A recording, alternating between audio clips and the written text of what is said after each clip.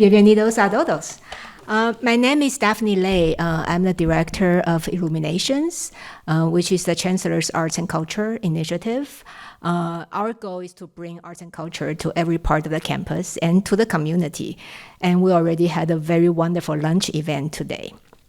So before we start, you know it takes a village to run an event like this, or it takes villages, right? So we have quite a few villages helping us out today.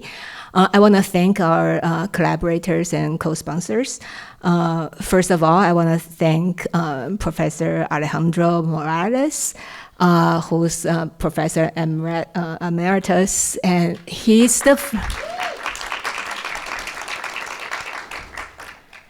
the one who gave me this idea, right? He told me that we should do this, and so everything started with him. So thank you so much. And then also I want to thank Hector Cervantes. He's the director of Underground Scholars at UCI, and we had a wonderful event today during lunchtime. I learned so much from the scholars there today. And also I want to thank Chicano Studies and Chair Belinda Campos, and also the staff of the Chicano Studies program department. And so, I know some of the students are from that department, so thank you for coming. And then also I want to thank the Latinx Resource Center and Adeli Durong and the director, and they also help us promote the event. So there are other people I want to thank, but then these are the major sponsors and collaborators. So today I have the greatest pleasure and honor to welcome our guest, Luis Rodriguez. He's an award-winning writer, artist, activist, journalism, or I think Sandra Cisneros says the best, he's a prophet poet for our time. So I would like, first of all, to have Professor Campos to welcome you from Chicano Studies. Yeah.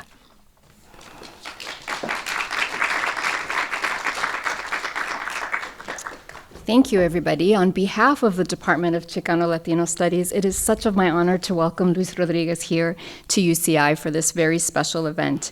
His work, what Alejandro Morales has characterized as his artistic activism, I think that it is so relevant to the Chicano Latino experience, and it really dovetails with the strengths in the department that really value the power of storytelling, and that really think about, in our department, about storytelling and its power, and that's represented through the work of Alejandro Morales, of Hector Tobar, and we're united in our interest in that work and in thinking about the power of storytelling for its capacity to foster learning and understanding and positive societal change in a way that I think no other medium can really touch. So I think it's an honor to have him here, and it's an honor to welcome him here on behalf of the Department of Chicano Latino Studies. Welcome.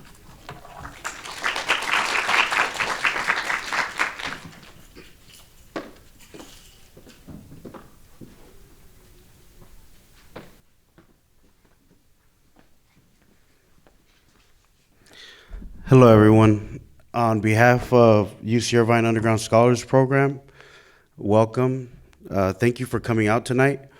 My name is Hector Cervantes. I direct the Underground Scholars Program here, and we serve formerly incarcerated and system-impacted students on this campus and in the surrounding community.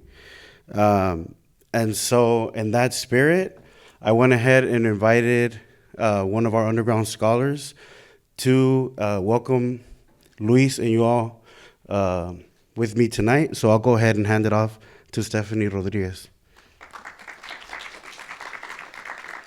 Hi everyone. Excuse me, I'm unlocking my. First of all, I want to thank UCI and all the programs that were mentioned earlier to allow this to happen. So as a student here at UCI, I think it's very important for us to have events like this. And so I just kind of wanted to share a little bit. So Luis J. Rodriguez is an acclaimed writer, journalist, and activist renowned for his novels, memoirs, short stories, and journalist pieces.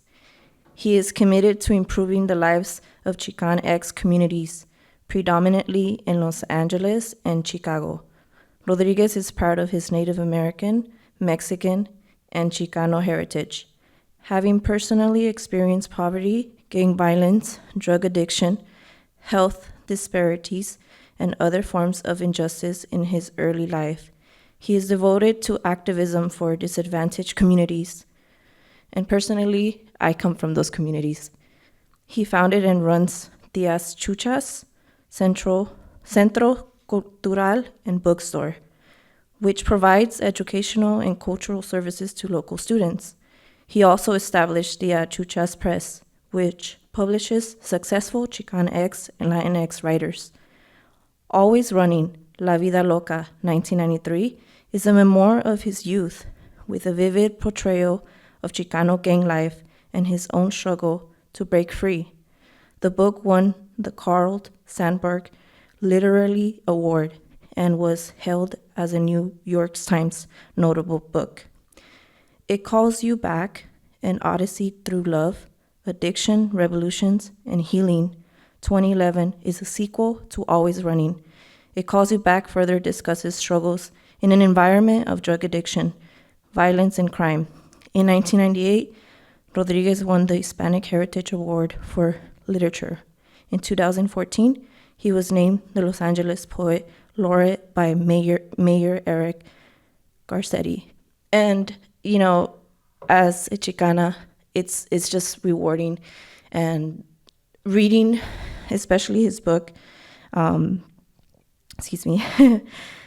Always Running, it's really inspiring because a lot of communities in the Chicano environment experience that, and I think it's very important to be able to allow that space from words, and especially an author, a writer, to be able to come to our spaces and be able to explain that to us. And so I just want to say thank you, and let's welcome him.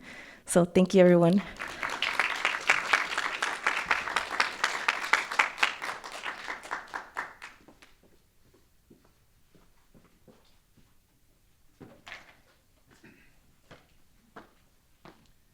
Hello, everyone. How you all doing? I'm so glad to be here. I wanted to greet you with a word in Raramuri. Anybody know what the Raramuri people are? Where are they?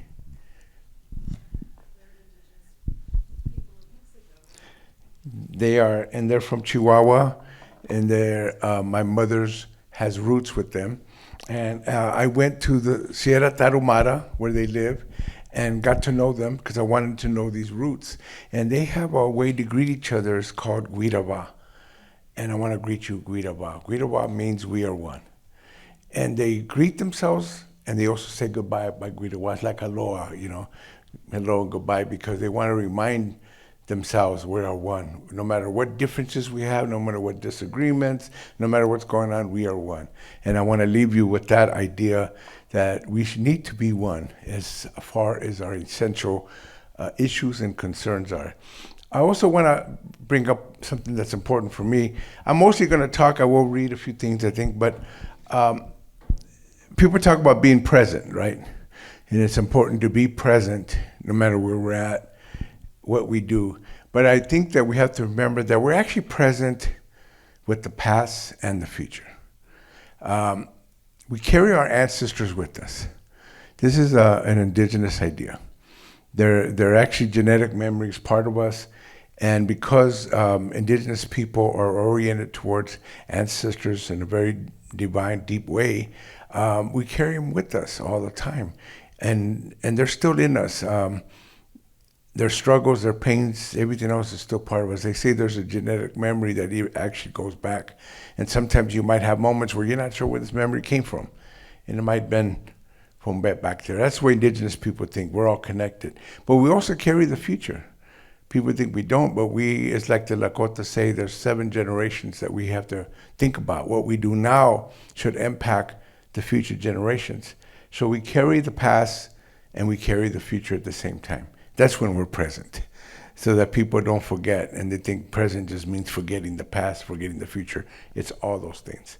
So I want to bring that in there because for me, as a Chicano, it was very important for me to get back to my indigenous roots. And the only way to do it is to connect with the Native Americans here in this country who are indigenous aunts, relatives of us, but also to go back to Mexico and to reconnect with the people and to know our history. And I've been doing that quite often. I just came back from Mexico 2-3 days ago, and I was able to get to Veracruz in Jalapa and Coatepec. And I will have to say there's a great, by the way, Mexico City is a great anthropology museum. It's famous, it's huge. You could spend 2-3 days and you wouldn't even catch all of it.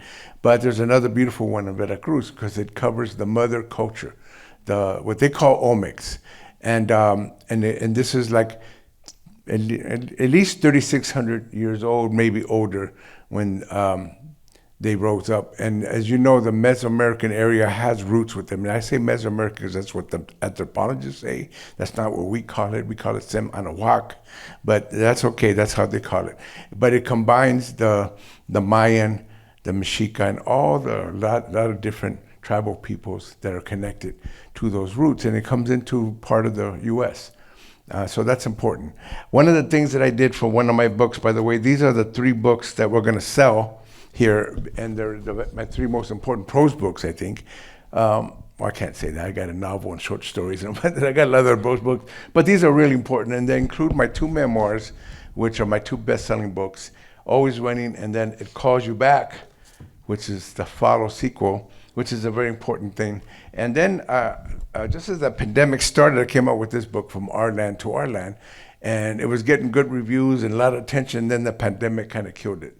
So it's a great book. I really like to sell it. I really didn't sell that many copies, but it's very important, my first book of essays. But the reason why it's called From Our Land to Our Land is because when I was born, we lived in Ciudad Juarez, Mexico. We did not live in El Paso, Texas. I was born in El Paso, but my mom went across the border to the International Bridge, went over to have me. And because there was a border, people think we went to another country, we came as immigrants. It's not true. El Paso, like parts of New Mexico, like parts of Sonora, like Chihuahua, is part of the Chihuahuan Desert. So we were actually going from our land to our land. And the Rarámuri are one of the biggest tribes. There's other tribes there who have been there forever. And so I did not go to a foreign country. I'm not an immigrant. I just went from my land to my land. You see what I'm saying? And I think this is an important thing because the border was only 106 years old when I went there.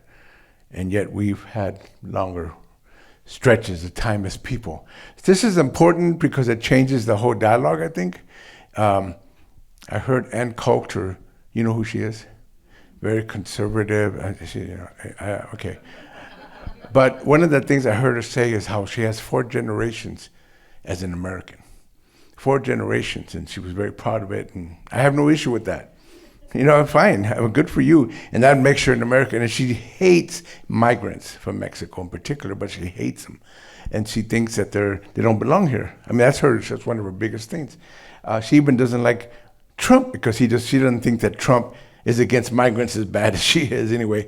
So, but she's very proud of 4 generations, and I have to tell her, look, I'm not going to compare generations to generations.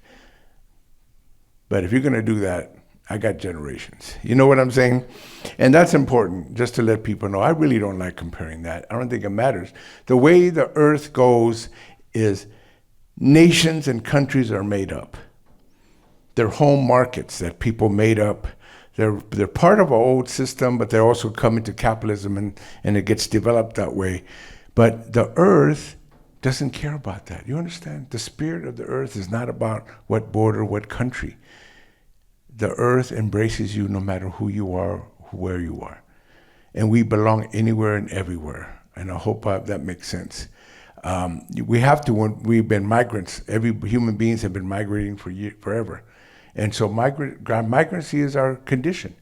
And you find land, and sure, you settle and you get your sacred spaces, and that's really important. But you also understand with the way the world is, and war and famine and everything else, you're being pushed out and you're becoming refugees, and poverty and everything that's coming in there. You have to learn how to carry home with you.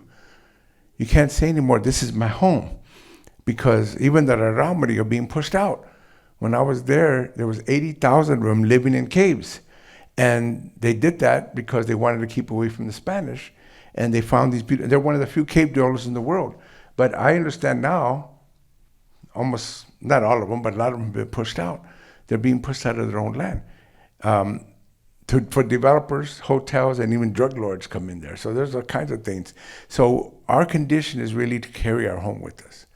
And home is inside of all of us. I hope that makes sense. Because one of my books of poems, by the way, this one, just came out in Mexico. It's my first bilingual poetry book in Mexico.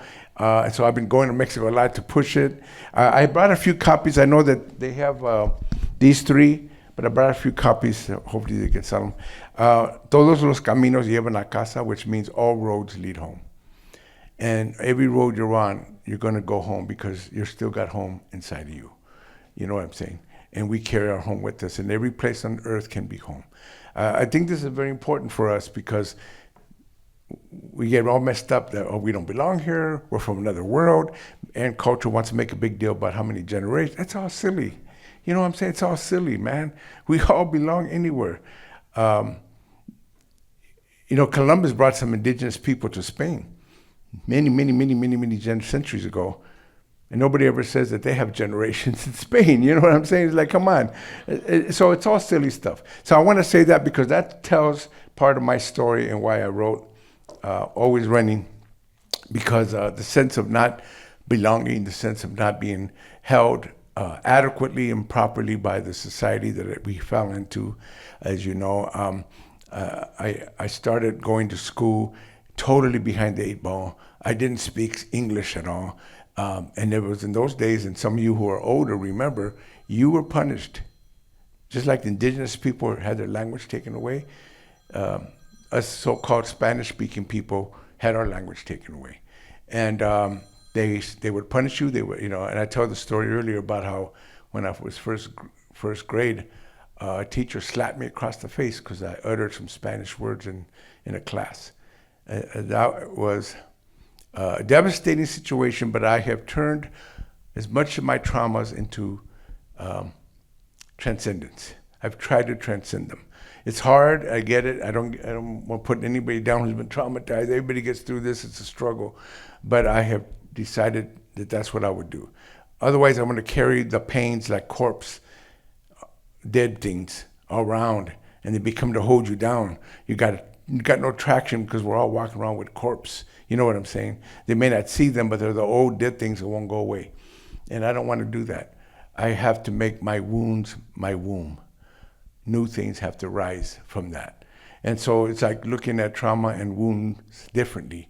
Instead of just holding you back and everybody gets traumatized and now we're paralyzed, we're immobilized. And some people use it as a badge. They get a big banner. I've been traumatized. You know what I'm saying? Now, I don't want to knock anybody down. This is very important for me. Trauma is real. People have to understand it, understand how it plays in their lives. But I also think there's a part of us that we're missing, which is how do you regenerate? How do you rebuild from this? It isn't that it's only part of the puzzle. I've been traumatized, I've been hurt, and that's a very important part. But how do you regenerate? As you know, there's been wildfires all over California, and where I live now, I lived all over, but I live in the San Fernando Valley now. There was 2 fires in the Verdugo Hills, which is just above Sylmar. So I live in San Fernando, and Sylmar's in the community over. And you can see these beautiful hills. Well, 2 times they got on fire. One time really badly. It got so bad, the fire wasn't going to come take our home, but there was ash and there was, smoke, and we couldn't even stay in the house because of that. But when you see the burned, it was awful, in the next few years, all the burnt blackness of these trees, and it's all gone, and you think, wow, what a terrible thing. Go now. It's all green. It's all regenerated. And not only that, they found plants that didn't exist before popping up. So nature teaches you that even with terrible, terrible disasters, there's something regenerative in there. I know I don't wish disasters on anybody. I get that. I know you don't want that. But this idea of not being able to keep going because you've been highly traumatized is very important. Some of the most resilient people, and I use resilience with some caution, because I don't want it to be aguante. You know what I mean? Aguante means I would stand everything. I don't care how. It's not just about having aguante, just being a tough person. I'm going to take everything that happens. That's the way our parents grew up. They grew up with aguante. We're gonna take it. We're tough, but then they don't go anywhere. You know what I'm saying? They just hang tough. It's more than that. But resiliency means to stay intact in the middle of a lot of fragmentation. And that's really hard, and I get it. But it's important to find that, to find your intactness, your wholeness in the midst of so much stuff that's tearing you apart. One of the things I learned from my teachers, indigenous teachers, but others, by the way, but indigenous people, is that we're always whole. It may not feel that way. We don't lose our wholeness, but we feel like we're not. We're whole the day we're born. We're complete and whole. And we actually have that capacity throughout our lives. But you can live your whole life feeling like, I'm not. I got too many, cross purposes going on. I'm not totally there. I feel fragmented. I feel detached. And but you got to remember, you can always get back to that wholeness. It's what healing is all about. Healing doesn't create wholeness out of nothing. It comes from the fact that we all are. So even when the hills are burning and you think, oh, they're gone, they're not going to happen, and in time they come back. So all of us can come back. One aspect that I think it's important, and it's an important part of my story, is that the resiliency includes the terrible, terrible genocide and destruction of the indigenous people of this land. And some people have called it the worst genocide. I don't want to compare genocides either. That doesn't make sense to me. But I do want to say that it was horrible. When Columbus came in 1492, he opened a terrible door. And he, by the way, was very intentional about it. People say he didn't know, he made it by mistake. No, if you read his papers and what he's done, they even arrested him afterwards. Even the Spanish thought he went too far. He murdered people. He did a lot of terrible things. He cut hands. He did, he just did a lot of terrible things. People make him a hero, and honestly, come on, just be real about this. He did a lot of damage. But forget him, is what happened after him that we have to take into account. The Spanish and the Portuguese were the first ones to bring in a genocide that had been experienced before, but it took it to another level. So within 50 years of, like for example, Cortez coming into the Valley of Mexico, which I think, my understanding had I think it was 125 million people in and around that area. And the Mexicas at that time were the ones that were doing most of the civilization, the world at the time. They figured out a way. It had flaws, had a lot of issues, but they figured out a way to incorporate everybody. So there was no hunger, and there was no homelessness, and there was no jails. You know what I mean? They had their own cosmology. They had to figure out a way to make sure we're all connected. And it was very highly developed, so it had problems. Because a lot of indigenous people just didn't want to go that way. They stood close to the land. And they did too, but they also took it to a high level. So when the Spanish came, they found a more advanced society than the one they left. People bathe every day 2-3 times. The Spanish didn't bathe but once or twice a year. And I'm not knocking them down. I'm just saying that's just the culture. They also developed welfare from years and years of Europeans killing each other. So they had high developed weapons, they had high developed armor, and they had high developed ships. But they didn't have high developed gardening like the Mexicas, the Chinampas. They didn't have high developed irrigation and water systems like they had when they found them. They didn't have the clean, everything was clean. They didn't have the idea of 52 years when the cycles begin to come back. You clean everything. You start anew, a new fire. They didn't have concepts that kept things regenerating. And the Spanish, when they first got there, wrote about this. The most amazing culture they'd ever seen. Plus, it was the most populated part of the world at the time. And again, everybody was incorporated in some kind of way. I don't want to romanticize it. They had flaws, they had issues, there was a lot of other things that we can address. But I do want to point out how important it was. Within 50 years of Cortez coming, there was only, I think, I'm trying to remember the number, I think it was 2.5 million that were left. A lot of it was smallpox, a lot of it was the disease, but a lot of it was just the conversion, the battle to change these people. Because in Spain, they had already started with the Jews and the Moors. You know that 1492, they outlawed Judaism in Spain, and then 10 years later, they outlawed Muslimism, Islam. They were going to war against anybody that was other, but they also did it in Sem Anahuac. They did it here in these lands. You had to be Christian in order to be given any nobility, any sense of value. But even when you were Christian, they didn't care. They still destroyed peoples. And they did it to the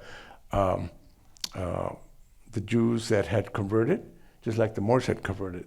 The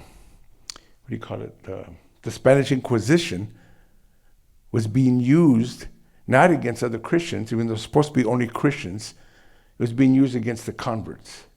So they killed and burned to death Jews and Moors that had not fully converted or were not fully, like maybe they converted, but they were still carrying on their own traditions at home. They were burning them alive. In other words, Spain brought a very, very destructive system. And I think we're still living it. It's still in Mexico and Central America. It's in other parts of Latin America. I've been all over Latin America. I see remnants of it everywhere. And I see it in the way our families are set up. I see it in my own family. They brought in the casta system, the caste system, which was highly racialized. You know what I'm saying, the light skin, Spanish or Criollos were the more powerful, and the darker skin, particularly black and indigenous people, were treated worse. And if you were mixed in there, that's why I don't use the word mestizo, because it's part of the casta system. Mestizos were given a better status than people who were more indigenous or even more black. And so I don't use that term. I'm not a mestizo. I'm not mixed up. I'm not fragmented. I was born whole and complete the day that I came into this world. And so it's important to point these things out because history is still with us. My own family, like a lot of Mexican families, has got darker skinned people and lighter skinned people. And guess who are the consentidos? Guess who everybody likes? The güeros. I had a grandfather. My mother's side was Raramuri, but her father, my grandfather, had light eyes and kind of rubio hair. He was the consentido. Everybody loved him. Well, all these brown-skinned people, he was the one everybody looked at. You know, he was picked up, and he was apparently, I don't even know, I never know him. My mom would say that he was an alcoholic, he was an abuser, he drank all the time, he was a mujeriego, with a lot of women. He used to drag my grandmother to the house by the hair.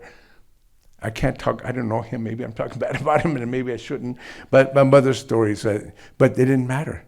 He was the light-skinned Mexican, you know what I'm saying? And they loved him and they gave him a lot of praise. It's just what we inherit. And we've got to learn how to disinherit and unlearn these things as we learn how to regenerate, to learn new things. But it is going back to go forward. And so what I recommend to anybody, and even if you're not Mexican or Central American, I don't care what race you are, you can learn that from your own people. All peoples have an indigenous mind somewhere in there. I have a really good friend who's Irish American. He's very clear about the Celtic people. He's very clear about their tradition, but it wasn't always true. As you know, the English tried to destroy whatever indigenous they had and everything else. But if you go to parts of Ireland, I've never been there, but he does, he tells me, they still have The Gaelic is being used much more widely now, and some people are going back to their roots. It's true for Germanic peoples, it's true for everybody. It's obviously true for Asians and, of course, Africans. Going back to the cosmology, you don't have to go back to the old archaic ways of doing things, but you have to go back to those because they're not archaic. These ideas are real. They've been with us for a long time. They're more fuller than the ideas that capitalism and the present world tells us to do. As you know, because we're all stressed out, because we're all detached, because everything's categorical. You know what I'm saying? You have to learn to be fuller in the way that you are and you express yourself. And that, to me, is what's important about what I'm trying to say. We need to get back to these things for the modern times. It's good to do the ceremony. I do sweat lodge. I do a lot of ceremony. I go to danza. I go to a lot of things that are part of the traditions that I have learned. But I also try to apply them to the world that we're in. I don't just say, that's my world, and you guys live your capitalist way of doing things, and hopefully you'll be okay. I try to apply it. And that's what we learned from Tia Chucha's Centro Cultural, by the way, which me and my wife are the founders of. It started 23 years ago, and you're all welcome. It's in San Fernando, or it's actually in Silmar, next to San Fernando. It's not that far away. It took us about an hour and a half to get here when traffic was low. But I would have you come by because it is quite special. It is all about arts, but transformative, essential, regenerative arts. And it's in a community of 500,000 people, Mexican, Central American, the vast majority, a significant black population there, and it's the second largest supposedly Latino population in the U.S. that I know of. I don't even know. Maybe there's a bigger one, but after East LA. But until we open our doors, you can get guns there, you can get drugs there, you can get liquor anywhere. There's liquor stores everywhere, there's bars everywhere, but you could not buy a book. You cannot see a movie. There was no movie houses. You cannot buy art. There was no art galleries. We're the first and only thing that does that. Why is it that communities, whole mess of them, at least in the LA area, I'm not sure about Orange County, but I'm sure it's true here too, that don't have any of these things. There are communities that don't have them. You can't buy a book. And I think owning a book is crucial. It's important. Being able to see art. When we first opened the art gallery, the people would come in there, look around, and say, how much is the frames? They thought we were a frame shop.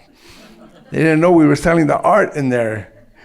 It's just you have to inculcate people. No, this is what we do. And even music, teaching in music, nobody had music classes. It's free. We have been 23 years, so you got now virtuosos. They started as little kids, barely learning guitar. Now they're virtuosos, some of them. We teach them the traditions of Mexico, son jarocho and other things that they wouldn't have gotten. These are vital things. And me and my wife decided to invest in this because of the gaps that she grew up there. She grew up in Pacoima. If you all know anything about Pacoima, it's one of the poorest migrant communities in the whole state of California. It's still very poor.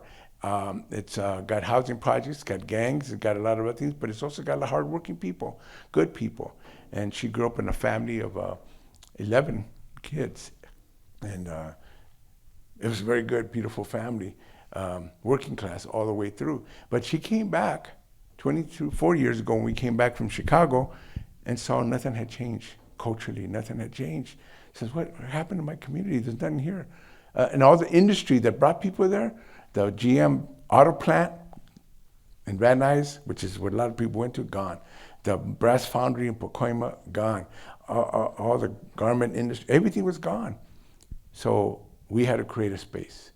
And it was really created because I'm very fortunate to have had a bestseller. A lot of people write books and they don't become bestsellers. It's really a shame. I just had the fortune that it became bestseller. I made some money off of this. It allowed us to buy our house in Chicago, which we sold to buy another house in San Fernando. But it also allowed me to put some money into the center.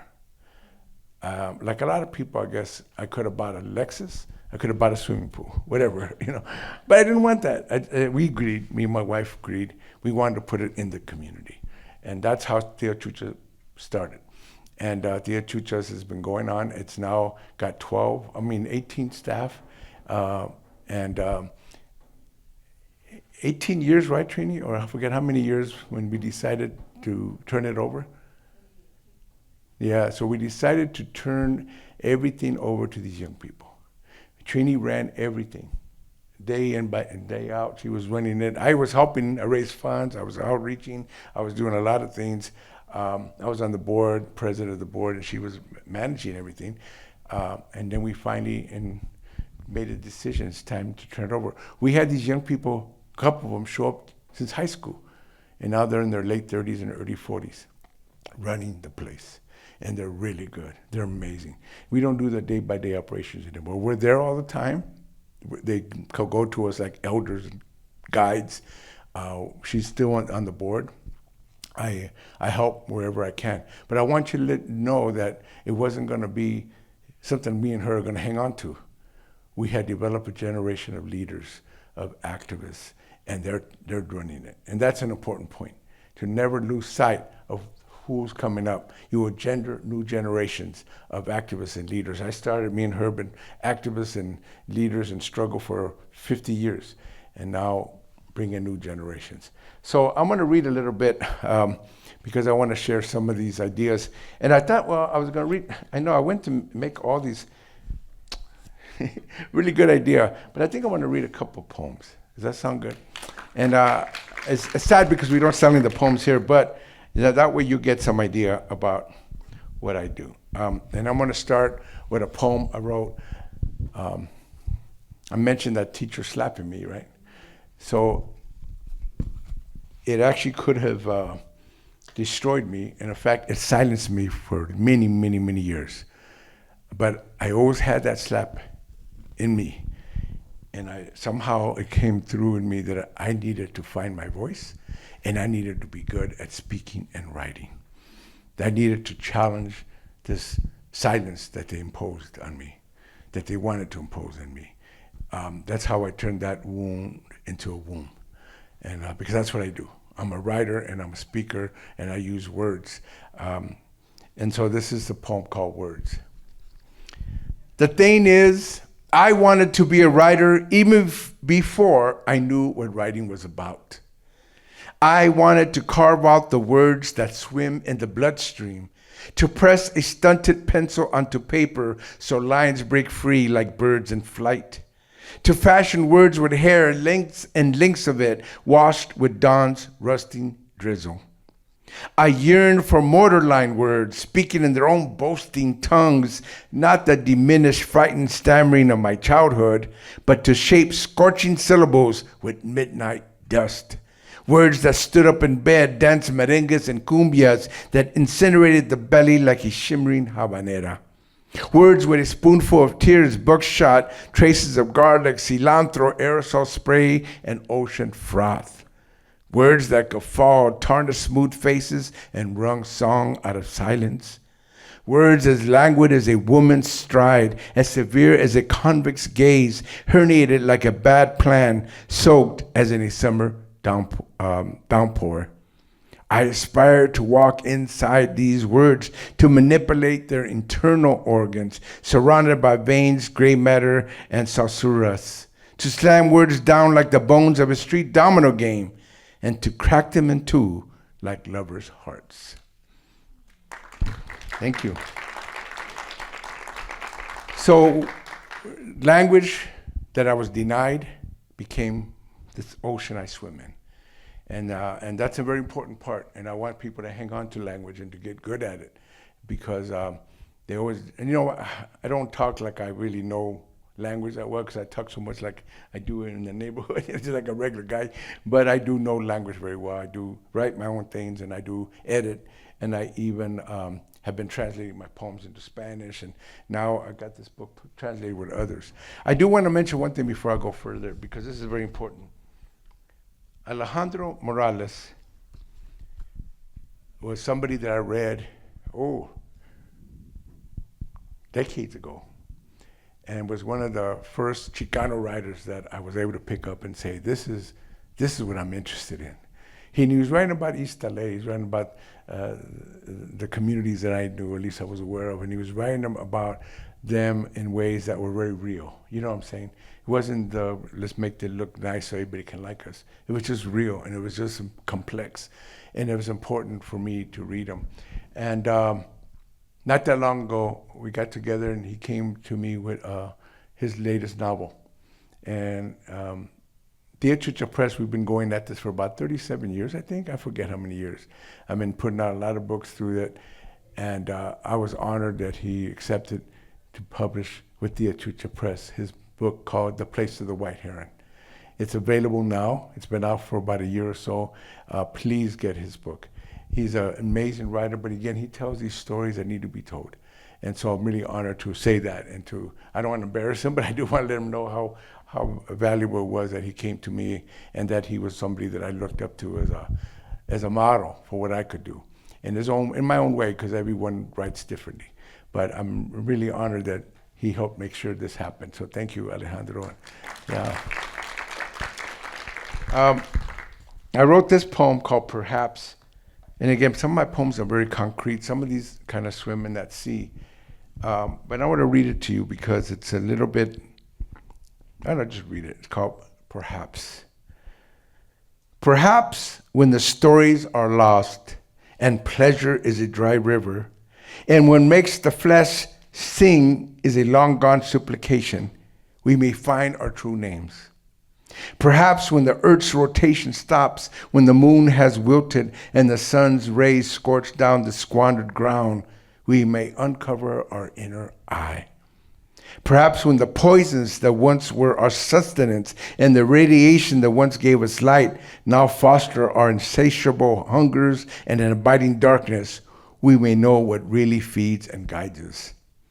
Perhaps after we've created so many borders, so many walls, and conjured up even more laws to make even more lawless, we may realize it's ourselves who've been made illegal. It's our spirits we've alienized. Perhaps when parents lose their final grip on their children, they will finally grasp that their sole purpose is to bring loved, healthy, and understood children into this world to remake the universe better and more holy each time. Perhaps when the wars in the names of countless gods, which look and act like those who invoke them, finally end, we may realize that God is the unnameable, unobtrusive wind that caresses our cheeks, the rain that falls on us all, the air that enters our lungs, and the nerves in our brains so we can name whatever God we want. Perhaps when all the textbooks and written histories and science papers cease, we'll understand that nature and our own natures are the source of all knowledge, language, and histories. And we'll always be able to rewrite them, reimagine them, and reweave them into the world. Perhaps when love has become the embers of what we hate, the residue of what we destroyed, we'll know that love is the stream that flows through each and every one of us, the water we thirst for in the desert of our days, the ocean from which all our tears, full of salt and unmet desires, surge and flow. So, still got more time? I'm not sure. I'm losing track of time, but anyway, what I want to do is open it up to questions, and I think it's important that we have a little dialogue. So I'm gonna maybe read one other poem, and then get on to what could be some good discussion here. As I mentioned, my mom has Raramuri roots, and so I went down to the Cerro Tarahumara, and the beautiful thing about them is that when I first got there, they don't like strangers. There's a word they use called sabochi when you're a stranger. Eres un sabochi. And I wanted to understand what that word meant. It actually means face full of spider webs. And it was the words they used against the Spanish. But anybody that was not Raramuri became sabochi, even Mexicans. And so I went and told them that I was looking for my roots, for my heritage. And they go, really? You don't even look like Raramuri. You look like cualquier Mexicano. I look like any other Mexican. And I go, yeah, I know, I get it. But I have some roots through my mom, and I just wanted to find my heritage. And they go, really? Are you sure? And they were surprised because they said, you know, people leave here and they never come back. And I go, well, I'm coming back. And it was beautiful. They opened their doors to me. They were so beautiful. They let me into the caves. They let me in. They don't do this. They don't like the tourists. They don't like, but they opened their doors, and I had a great time with them. I was able to walk the Sierra, at least I think it's 7,000 feet. Not quite as high as Cusco, which I think is 11,000, but still, it's quite up there. And I was heavy, and I couldn't hardly breathe. Every 15 minutes, I had to stop. But the people, my guides were Raramuri, and they were very patient with me, And then I got to the very top, and I'm looking around, and I'm looking around. There's these two little kids. Where did these kids come from? They actually live in those caves. At one point, I told them that I was. I guess I got them. I told them I wanted to find my roots and who I was. So they said I got a little darker because of the sun. You get a little more morenito, more sun you get. And they said, "Oh, we think you look like somebody we know." Really? Maybe it's my family. Yeah, you start looking. Hey, your face. They start. So okay, let's find them. So we went and found this family. And it turned out to be an old couple, and they were actually living in the land with a stone house, And I came down there, and in their language, they were telling them something about me. I couldn't quite understand, and they brought me inside, and they kept telling them. And it was funny because there was wasps everywhere, and I'm really scared of wasps. But it was part of they didn't care. There was wasps inside the house. I mean, a lot of them. It's like they must have a nest there in the house. I don't even know. And I was like trying to pretend not to be scared. But anyway, we're talking and talking. So finally, the guy that was interpreting for me says, well, I think they thought that I was homeless. So they must have told him something like, okay, we'll take care of them. Can you imagine? When he told me this, he says, they'll take care of you. I started to have tears in my eyes. It's like, oh my God. It was the most beautiful thing. You know what I'm saying? That they would be open to me, and they were so amazing. I hated to leave but I always thought I'll be back. I have not returned because of everything that's happened. The drug lords came in. I was going to go back with my family. They said, don't come back here. The drug lords had taken over a lot of Chihuahua at the time. And then we tried to come back. I think I'll come back again. The pandemic came. You couldn't leave. I have not returned. It's really sad, but I will always remember these beautiful, beautiful people. And I think that it's important to always remember, again, who we carry. I can't claim the tribe Raramuri. I'm not in the tribe. I didn't grow up with them. I know that my mother when we were kids, one of the beautiful things she said is, Somos Tarahumara. The real names are Raramuri, but that's what they called them. Somos Tarahumara, that's who we are. And one of the things that was really sad is my dad, who's from Guerrero, Mexico, and you might know that Guerrero has the largest number of African rooted people. So my dad looks completely different than me. I don't even look like him. He's got all this woolly hair, and he's got like what I call Frankenstein. He's got the African hair, he's got the Spanish face, and the brown indigenous skin. It's like, well, they made a Frankenstein out of him, all these people. But he had one thing that a lot of Mexicans had. He did not like my mother to talk or to do anything Raramuri. He refused at home. No, esa cosa no. You know what I'm saying? And it's sad. He didn't want the indigenous. So my mom couldn't even sing songs. And I didn't know that she could sing beautifully until her brothers came and visited us, and they were sitting in the backyard drinking beer, chelas, and they were sitting there, and my mom started singing, and I'm like, who's singing? It's a beautiful voice. It was my mom. I had never heard her voice. Can you imagine? You grow up with this stuff, and I get it. That's how they grow up. And so what happened is I was working since I was 9 years old. And the reason why I started working at 9 is because my mom had been picking cotton in southern Texas starting at 9 years old. And she says, time for you to work. Well, okay. So we had an old beat up, rusty push lawnmower, and I would take him, and we were living in a community that had it was dirt road, no sidewalks. And my mom says, go on down there and cut people's lawns. There was no lawns.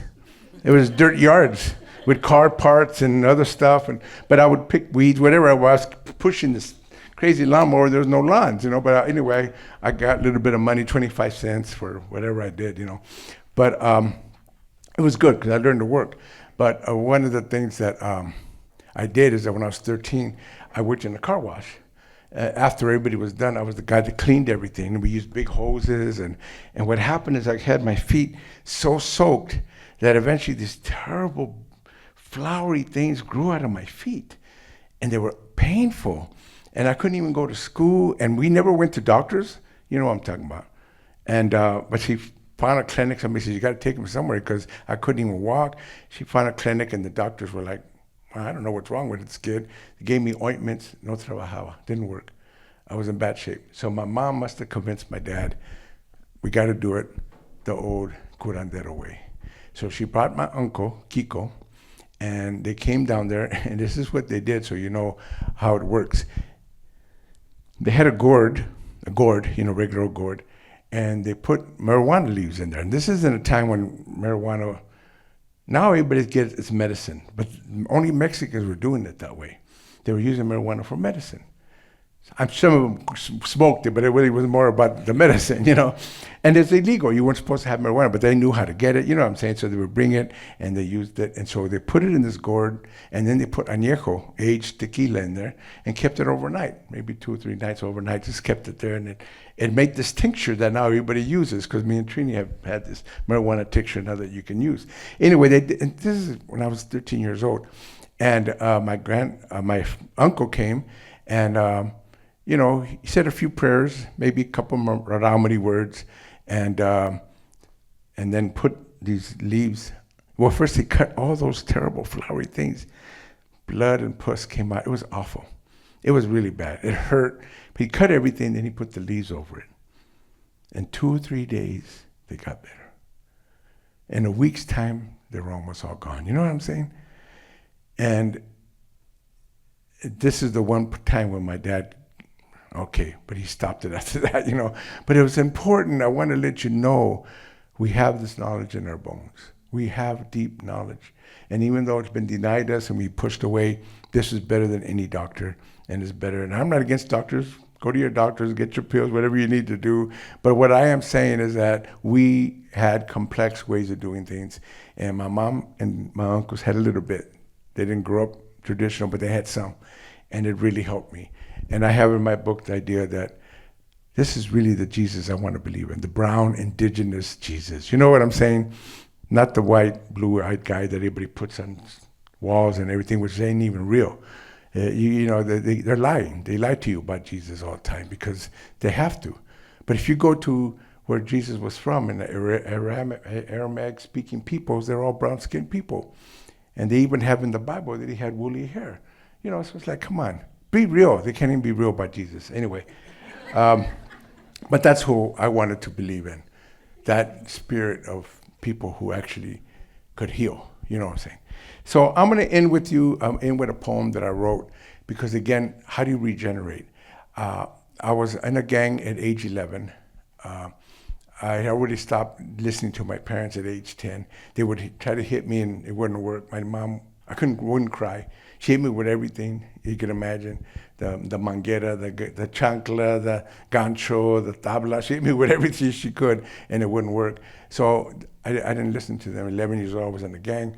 And 12 years old, I was on heroin and other drugs. I was starting to sniff and drop pills, and I didn't really use it intravenously until I was 15, but I was already putting heroin on everything and shooting it up in the muscles and snorting it, doing everything you do. At 13, I started getting arrested. I was in and out of jails. I was in juvenile hall. I was in jails all over San Gabriel Valley, but also East LA, and I ended up on murder's row when I was 16.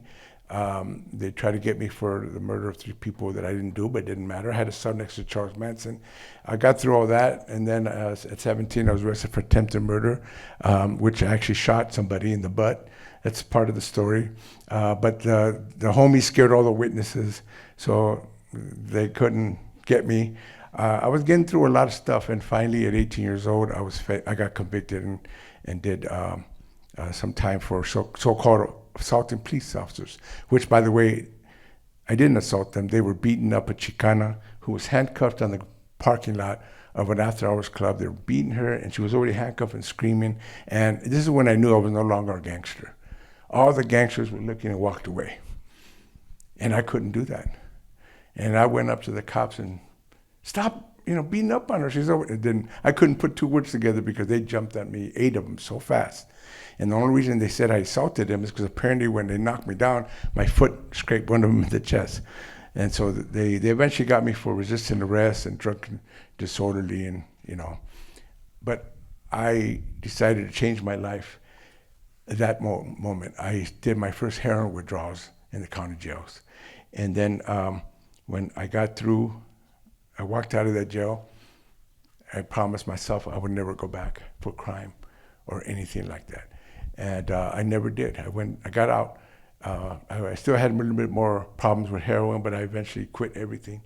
I drank for 20 years after that, but that's another story. I'm now 30 years sober, by the way, 30 years completely sober, but it's been that kind of struggle. But what's important is that I decided when I was like 25, 26, I did not forget those that didn't get out, those that ended up in prison of their whole life, some of them, those that stayed addicts. So I went back, and I went back to prisons and jails and juvenile halls to teach writing, to do poetry, and to do healing circles. I've been doing that for 43 years. And so that's my way of giving back, and I've worked with a lot of people since then. And like I said, I don't know if you know, but Always Running was written for my son, who ended up joining a gang in Chicago, got very heavily involved, and ended up doing a 13-and-a-half-year stretch in the prisons there. By the way, he's doing very well. He's now a danzante, Aztec dancer, Mexica.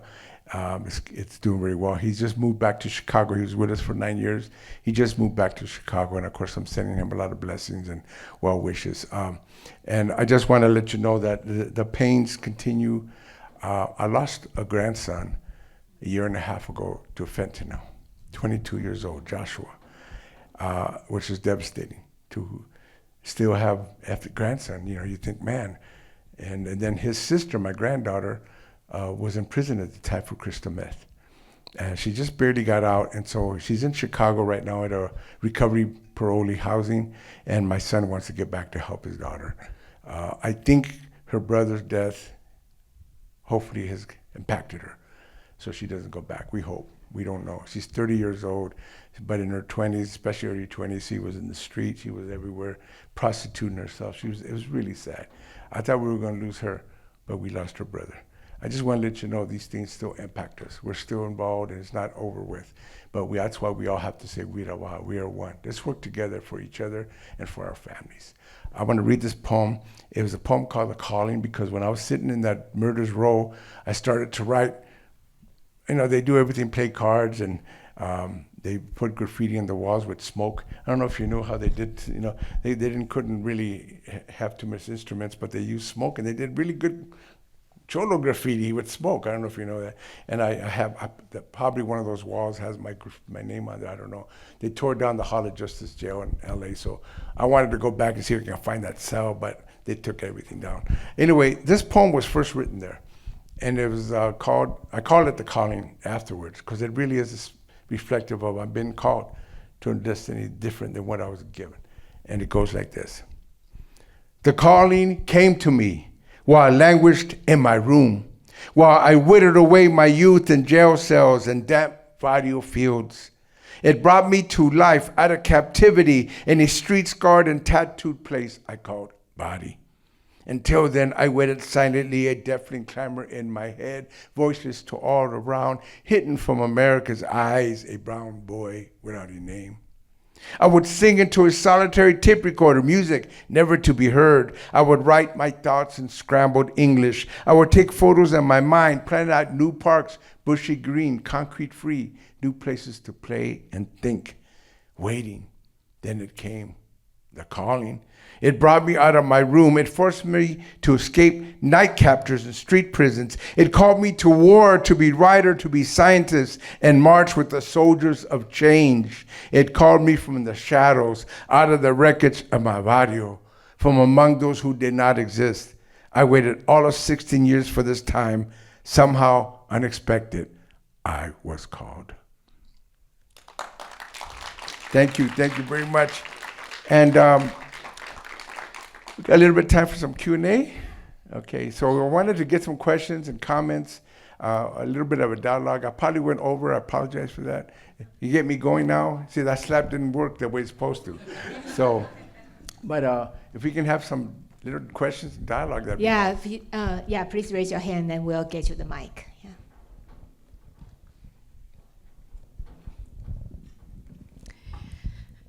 Thank you so much, Luis, for that incredibly inspiring talk. It's a delight to be able to hear you speak. I read your collection of essays during the pandemic, and so that's part of the reason why I'm here. But also because I grew up in South Colton, and when I was a student, of course, a lot of students did not make it out of South Colton. A lot of students dropped out before graduation, and it always bothered me, and I didn't really understand all of the forces that keep people down, so to speak. And so touching on your comment about we hold our ancestors with us, and getting back in touch with our ancestors helps make us feel whole, more whole. I started to look into my own family's migration story into Colton, and the question I was most interested in, because they came from Mexico, was why did they come? Yeah. They came during the Mexican Revolution. Right. But these generations, of course, are all gone. So you don't really know. Yeah. But in the course of this research, I was completely blown away to learn that my great-great-grandfather was a poet in Mexico. He was a hacienda teacher. And I didn't know that as a child. And I wish that I had known that because of all the anti-Mexican discrimination that exists in California, I would have felt less unsure of myself, less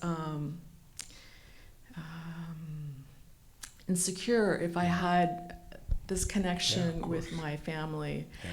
And the most amazing thing that came out of it was he apparently left a poem about the Mexican repatriation. He wrote a prose poem in Spanish, which I have, and I'm writing about. Well, beautiful. Yeah. Good for you. Well, I appreciate that very much.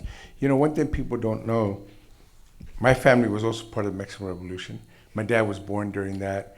And so, and my mom was born just after it ended.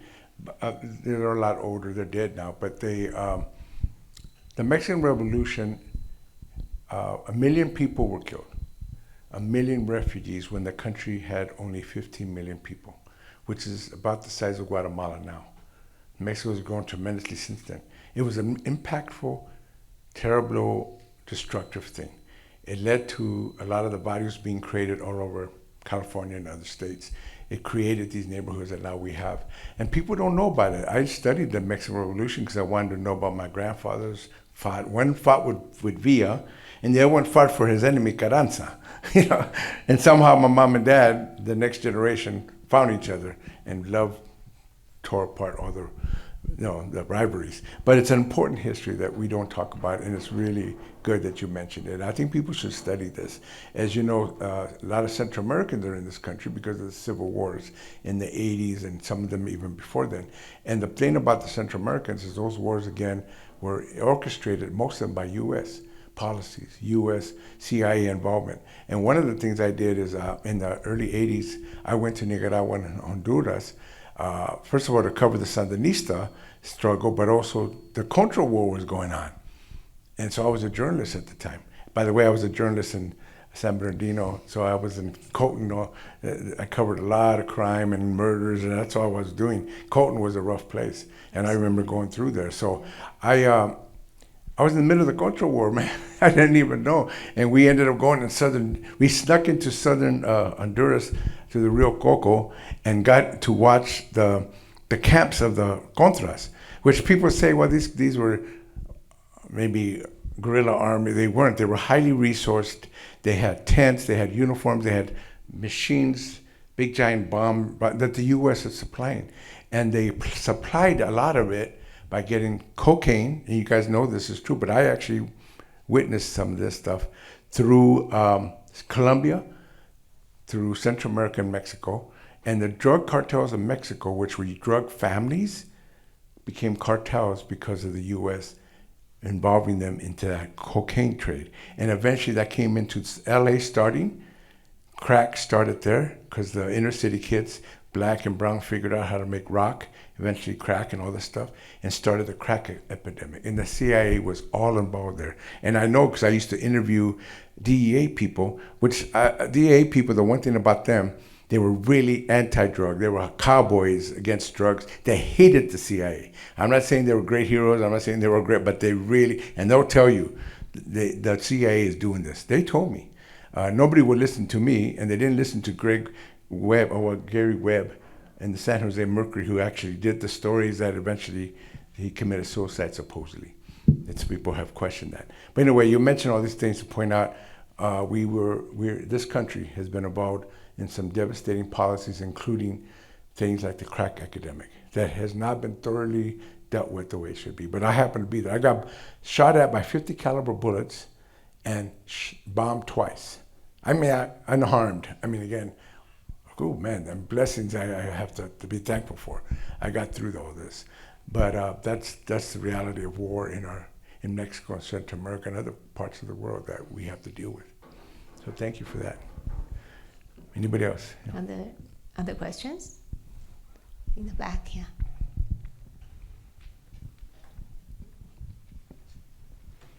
Thank you. Hi, I'm an education major, and I used to be a para-educator at Orange County Juvenile Hall. Mm-hmm.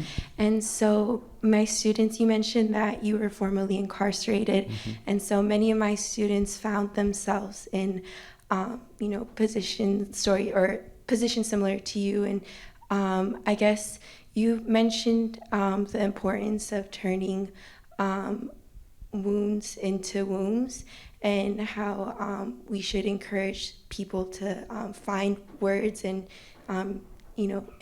explore literacy. Mm-hmm. And so I guess I was just wondering how the education system could better support students who are incarcerated, and through language and literacy,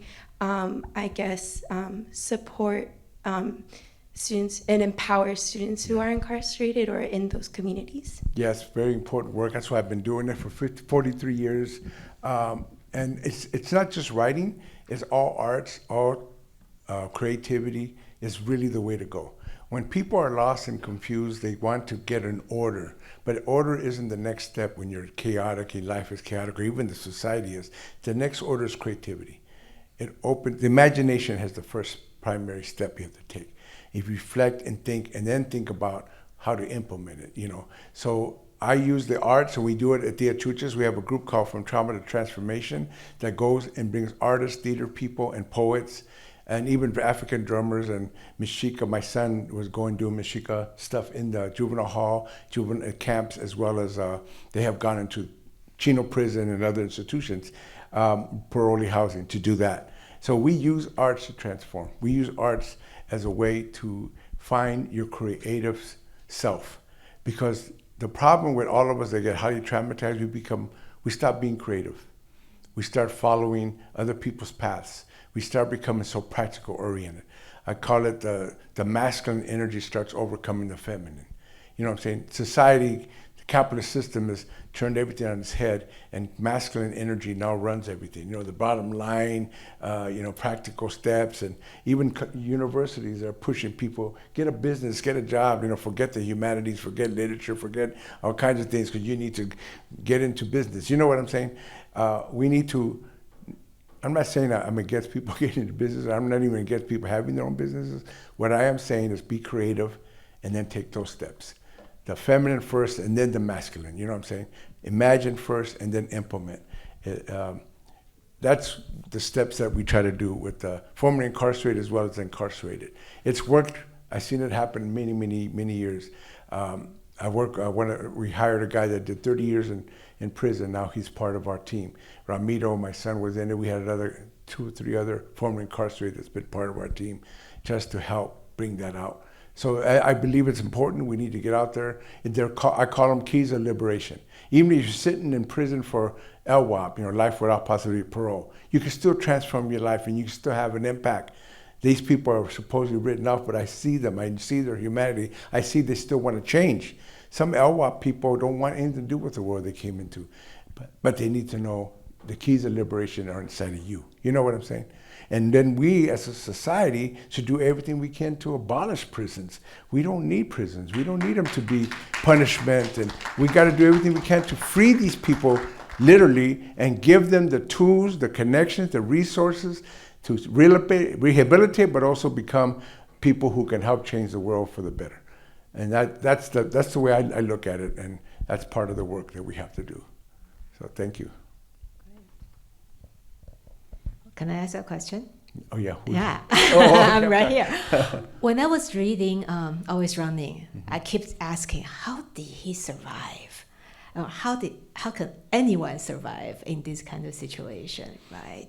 And I know a lot of young people, a lot of our students, and they go through troubles, they go through struggles, and how do you survive? How do we survive? What's your advice when people get to the point that you just feel like there's nothing for me? Well, the fact of the matter is, most of my homies didn't survive. So I don't want to forget that. They were far better people than me, some of them. And I think it's important to never forget. I survived. I can't give you an answer. Because, again, one of the things indigenous people hold is mysteries. Mm-hmm. The world wants to answer everything, but mysteries is part of life. It's a mystery why I made it, honestly. I don't really know the answer. I could tell you, and I told the group, underground scholars, God's on my side. I could do that, but it's just me, ego. Why wasn't God on the side of all the other people that didn't make it? To me, it doesn't answer. So I think we have to know there's mysteries there. I can't answer. I know people say, well, yeah, God must have been. You know what? It doesn't really alleviate anything when I remember those that didn't make it. But I don't want to forget that I did make it. Somehow, I better do good with what I've been given. And that's why I told my son when he got out of prison, you got to do good with it. So I decided to sentence myself to a lifetime of community service. No judge did it, I did it. Because I owe my community that. We owe, when we hurt. When I was in the gang and I was hurting people, I brought a lot of shame. And instead of carrying the shame, I'm gonna transform who I am so that I don't have to do this anymore. So I think that's what we have to learn. And not let ego get in the way. Go back to the deep self. Go back to your deep soul self and realize what you've done. I don't think it's about remorse. Honestly, this is a really weird thing. I think it's about transformation. People think remorse is transformation. It's not. A lot of remorse is a lot of affectation. They know how to be remorseful because that's what everybody expects of them. I am so deeply remorseful that I have transformed. You know what I'm saying? It's a different thing. I am so deeply hurt by what we did as a body, what we did to other neighborhoods, to my own homies. I've seen homies die of heroin overdoses, and I'm the one that helped get them going. You know what I'm saying? I've seen people shot because I went and shot somebody and went back to bed, and they went and got revenge and killed some of my homies, and I didn't. You know what I'm saying? It's all tied in. I have to carry those things. But if it's going to be just shame and shame and shame, I will carry it in a bad way. I will hurt more people. I will hurt myself, if anything. That's why I drank all those years after I gave up the drugs. Transform it. And so to me, that's really what it is. It's inside of us to transform. Turn this into what, like I said, that new regenerative person that can come out of all the pains that we've been through. Don't forget the pains. I'm not saying, let it all go. Don't forget the terrible things your own parents did. But I stopped realizing I cannot hate my parents. They did terrible things. But they also went through hell. You know what I'm saying? So I have to carry my parents in a good, learn to get to grace. Where's the grace in our world? That's transformative. I'm trying to tell my son that because we were talking about grace the other day. But even when your parents do terrible things, you still got to forgive them. Now, you're not really forgiving them, you're forgiving yourself. Hope you know what I'm saying. You're really forgiving what you are. So this is all part of the change struggle. And if you don't go through these things, you're not going to really transform. I don't like people who pretend to be changed. You know what I'm saying? I get it. I don't give them a hard time, but I can see it. You know, yeah, some people pretend. I've been there. I've been to NA meetings and half the group doesn't really believe in it, you know, but it's okay. They're there. It's something. Someday it'll hit them. It's all good, except I think the real transformation, you'll see it. You'll see it in people. I'll tell you another story. My granddaughter, when she was on crystal meth in the street in her 20s, looked like she was 40. You know what I'm saying? She looked really bad. We got pictures of her because I never saw her, and I couldn't even find her. Every once in a while, she showed up to her mother's house, and her mother would throw her out, but she took pictures of her, and she sent them to us, like, oh, she looks awful. Well, when she went to prison, she did 1.5 years. She got clean. She had to get clean. She's been out for a year now, and think she looks like she's back in her 20s. I'm telling you, people change. You know what I'm saying? She looks like she's back to almost before she went on the drugs. I mean, not quite, but people change and you can see it. Change is palpable. And maybe you got scars and you have a hard face, but you'll see a little grace in their eyes. You know what I'm saying? So I think that's what it is. Transform. Be the whole person you were meant to be. Yeah. I'm curious. Thank you. So when you first wrote Always Running, which was very impactful, I could relate to so many things about that early on. What I was curious about your mindset, your place in time that you were in when you wrote that versus the sequel. You know, what was that like? What was, what did you go through, I guess? I would have to say it was a really strong sense of urgency because my son was getting totally into the gang. And it was really him I had in mind. But I knew it was speaking to all these kids that we were losing. I got together with a former enemy of mine. He lost a son. My homeboys, another generation killed his son. And later on, he lost another son to heroin. I had to meet with him because he was losing his sons and my son was in prison. And we had to say, man, what do we need to do to save our kids? They're dying. And like I said, I lost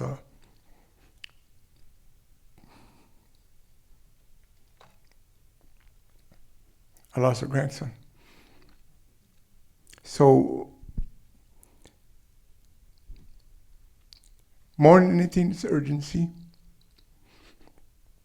And I don't mind the tears because there was a time I couldn't have any tears. So that's important for me.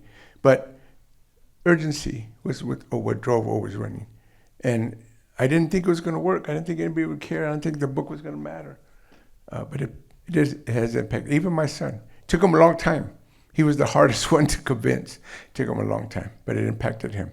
And so I think it's important to carry an urgency, but also to know that this is a long-range struggle. You got to carry both. Things aren't going to happen immediately. Even my son took many, many years. I had to see him go through so much pain and struggles and so much sadness, so much anger, rage. Seeing him in prison all those years, I would visit him. I wrote him a letter every month, even though he hardly wrote me back. But it didn't matter. It turns out he was reading my letters. It meant a lot to him. To see him to get to the point where he is now. And he's not perfect. He's still got ways to go, but he's going to be 49. He's a grandfather. And I'm trying to get him to carry that. And so the idea is to be urgent, but at the same time, this is a long-range struggle. And give yourself a break. Anybody going through sobriety or change, give yourself a break. If you relapse, just get back going.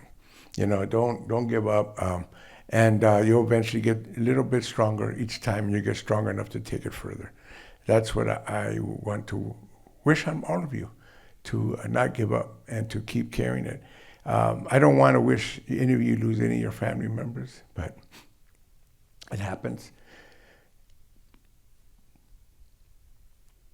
There's nothing you can do about that except carry their spirit and carry the fight for them. You know what I'm saying? Again, This guy lost his 2 sons. I can't even imagine that.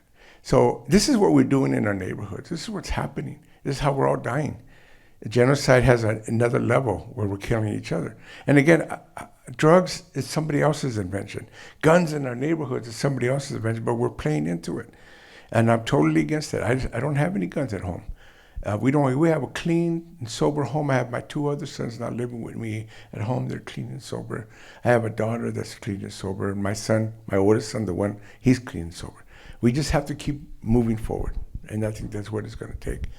The urgency of always running. But plus I have to add one thing. The LA uprising, it really helped. I mean, now everybody's wondering about LA gangs, and my book came out a year after, and now everybody was like, what's up with LA gangs? And I had the Chicano end of the story, because Yuka Shankur had Monster. So he was telling the Crip end, and I had the Chicano end.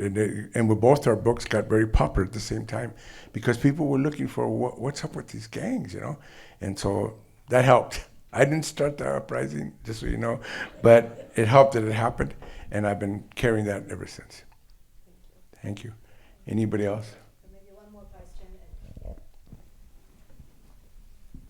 Hi, Senor Rodriguez. Such a privilege to see you here at UCI.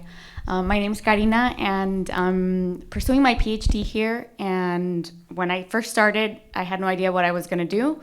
And I hit rock bottom, and I decided to do something that has been affecting my family for generations, and that's alcoholism. And so in my research, I've been having more compassion towards the people who have been affected by substance abuse. And you're so open about your own journey, and I was hoping you can speak a little bit more about your journey to recovery, especially in regards to the drinking, and also how that played into your memoir writing as a form of healing. Thank you so much. It's a good way to end it.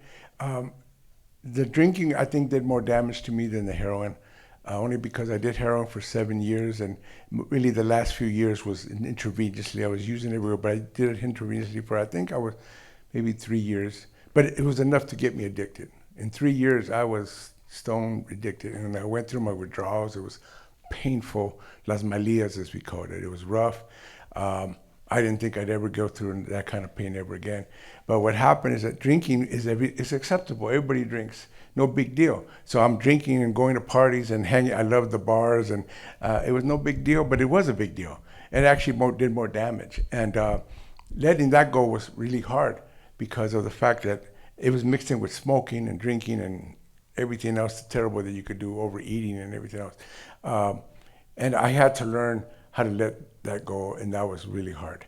I will have to say that the catalyst was, of course, my sons and my daughter, but also my wife, Trini. It's important to point out that I was losing my wife, I was losing my kids, and I needed to not do that. I couldn't lose anymore. I had a lot of relationships in my 20s. Couple marriages, a couple lived-in girlfriends, a couple other stuff, and it was just terrible. One terrible relationship after another. And with Trini, it was a relationship I needed to fight for and struggle for and to not lose. It was important. And then my son, I had to be a model for him. And it was hard. I will say that my liver is not doing too good. As the pandemic came, I had my gallbladder removed, and it turns out my liver got really bad, and they had to put a drain in it. And yeah, it was really rough. And but the COVID surge had come on. So I was sitting in the hospital, and they put this drain, and they said, we're gonna have to remove you because we need the beds for the COVID. And it was the best thing, because I got to go home, and I hate hospitals. Hospitals actually are not that healthy sometimes. But anyway, they brought me home, and then they taught my wife how to take care of it. And she was very careful, and I'm sure she was worried that she wasn't going to do a good job. And she did such a good job that it was supposed to stay there for a long time. They eventually, I don't know how long it took us, but they eventually surgically implanted it and surgically removed it. And but that's how bad the drinking could be.